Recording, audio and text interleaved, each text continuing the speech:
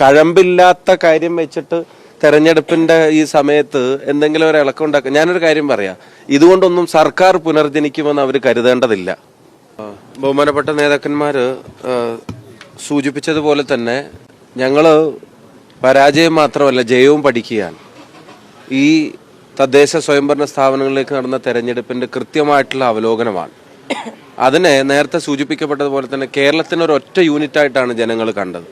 പഞ്ചായത്തിലും ബ്ലോക്കിലും മുനിസിപ്പാലിറ്റിയിലും കോർപ്പറേഷനിലും ജില്ലാ പഞ്ചായത്തിലുമെല്ലാം UDF വലിയ മുൻതൂക്കം നൽകുന്ന തരത്തിൽ അവർ വോട്ട് ചെയ്യാൻ കാരണമായത് തീർച്ചയായിട്ടും അതൊരു പൊളിറ്റിക്കൽ ഇലക്ഷനായി ജനങ്ങൾ അതിനെ കണ്ടതുകൊണ്ടുകൂടിയാണ്.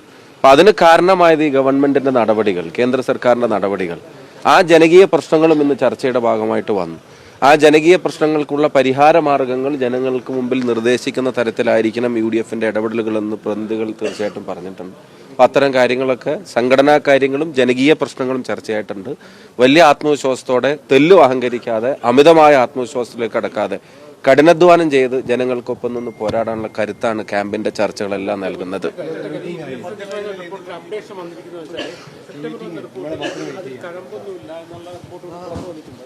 അതന്നെയാണല്ലോ ഞങ്ങൾ കാലത്ത് പറഞ്ഞത്. അത് കഴമ്പില്ല എന്നുള്ളത് അറിയാവുന്നതാണല്ലോ, സർക്കാരിനും അറിയാം, സർക്കാരിന് നേതൃത്വം നൽകുന്നവർക്കൊക്കെ അറിയാം അതിൽ കഴമ്പില്ല.